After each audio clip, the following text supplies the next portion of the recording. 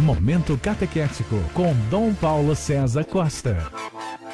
Amados e amadas de Deus, estamos celebrando esta terça-feira, dia 22 de maio, da 7ª semana do Tempo Comum. E nesse contexto estamos celebrando Santa Rita de Cássia. Santa Rita de Cássia é uma santa do século XIV, casada com um homem rude e agressivo, e conseguiu alcançar a conversão dele, bem como a dos filhos. E quando ela ficou viúva, ela se tornou religiosa agostiniana. Santa Rita é lembrada por todos nós como a santa das causas impossíveis. Sua vida deve nos motivar a superar as dificuldades da vida do dia a dia, e especialmente as dificuldades do ambiente familiar. Uma santa que se santificou na família e por ser um grande exemplo para as mães de família, para os pais, no caminho da santidade. E nesse contexto ouvimos um texto tirado do Evangelho de São Marcos, capítulo 9, versículos de 30 a 37, onde Jesus e seus discípulos atravessavam a Galileia. Ele não queria que ninguém soubesse disso, pois estava ensinando os seus discípulos. E dizia-lhes: o Filho do Homem vai ser entregue nas mãos dos homens, e eles o matarão. Mas 3 dias após a sua morte, ele ressuscitará. Amados e amadas de Deus, a consciência que Jesus tem de que ele deve ensinar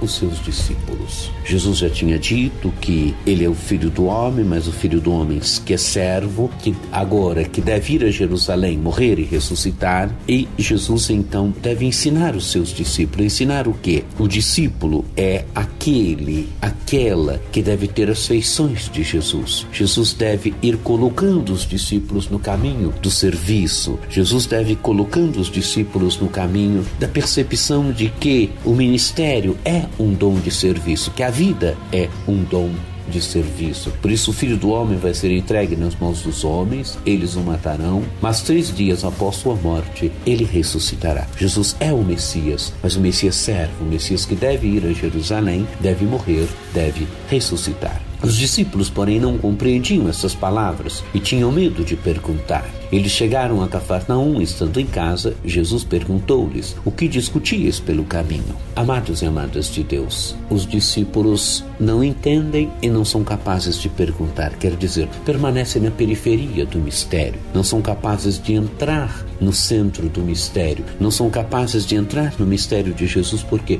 Porque não perguntam. O medo lhes faz permanecer na periferia.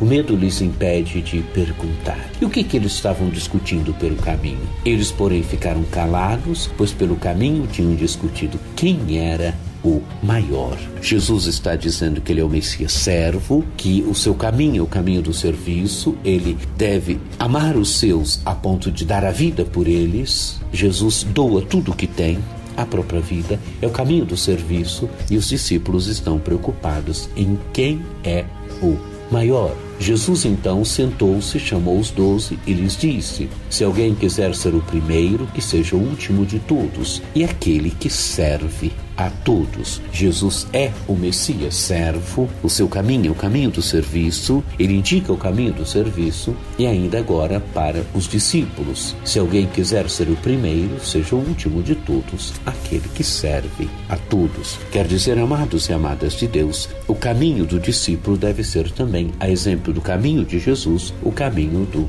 serviço. O sentido da nossa vida, amados e amadas de Deus, está em fazê-la um dom de amor. Esse texto tem muito a dizer a mim como bispo, aos nossos presbíteros, a cada um de nós que doa a vida nas nossas comunidades, nas pastorais, nos movimentos, nas associações, nas novas comunidades. O caminho do católico é o caminho do serviço. A vida, ela toma o seu verdadeiro sentido quando nós a tornamos um dom de amor, um dom de serviço. Esse texto tem muito a dizer também ao mundo da política principalmente, ao mundo da economia, ao mercado. A vida humana, ela toma sentido quando ela se torna serviço. As instituições da vida de uma sociedade devem ser também instituições de serviço ao nosso amado povo, de serviço as pessoas. Amados e amadas de Deus, a realidade do serviço deve estar mais presente na vida da nossa sociedade.